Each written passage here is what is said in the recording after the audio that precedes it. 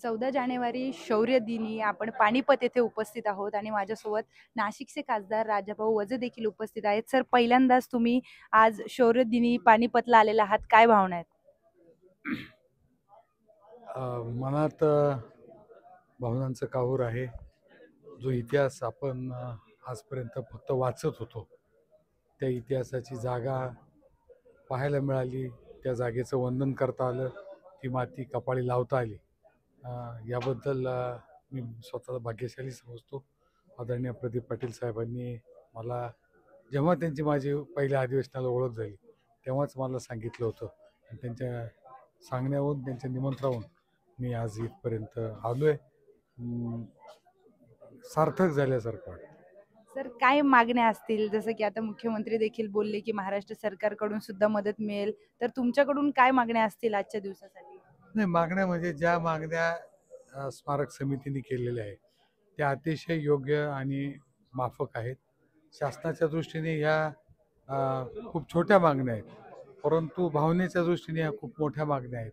आणि मला असं वाटतं की या भावना या संपूर्ण मराठी माणसांच्या भावना आहेत, नुसत्या महाराष्ट्राच्या नाही, परंतु जगात जिथे जिथे मराठी माणूस असेल त्या प्रत्येकाच्या भावना या भूमीशी जोडलेल्या आहेत. सर, दिल्लीचेही तख्त राखतो. आपण नेहमी म्हणतो की दिल्लीचेही तख्त राखतो महाराष्ट्र माझा. तुम्ही स्वतः खासदार आहात, तुम्ही स्वतः संसदेत आहात. महाराष्ट्राचे कुठले प्रश्न तुमच्याकडून संसदेत मांडण्यात आम्हाला दिसतील अजून पुढे? खास करून मी नाशिकचा खासदार आहे. नाशिकचे प्रश्न अनेक आहेत. नाशिक यंत्रभूमी आहे, मंत्रभूमी आहे आणि म्हणून 27/2000 आता 27 साली जो कुंभमेळा होणार त्यासाठी आपल्याला बऱ्याच गोष्टींची आवश्यकता आहे. आज आपण पाहतो की प्रयागराजात कोटींनी लोक दर्शन घेत आहेत. तिथली व्यवस्था ते जर पाहिलं तर एक तशी व्यवस्था नाशिकमध्ये व्हावी.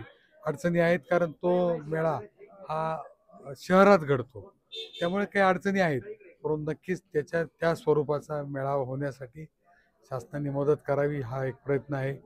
तसंच शेतकऱ्यांसाठी अतिशय महत्त्वपूर्ण जो भाग आहे नाशिकचा हा द्राक्ष असतील, डाळिंब असतील आणि खास करून कांदे असतील, यासाठी सुद्धा भाव मिळावा, शेतकऱ्यांना भाव मिळावा यासाठी जो प्रयत्न करावा लागणार आहे तो मी करतो.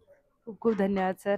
तर हे होते माझ्यासोबत नाशिकचे खासदार राजाभाऊ वजे, जे पहिल्यांदाच आज पानिपतला आलेले आहेत आणि शौर्य दिनानिमित्त त्यांनी इथे ज्या मराठी सैनिकांनी आपल्या प्राणाचं बलिदान दिलं त्यांचं स्मरण देखील केलेलं आहे. कॅमेरामॅन चंदन सोबत मी प्रियांका लाठी, सुदर्शन मराठी, पानिपत.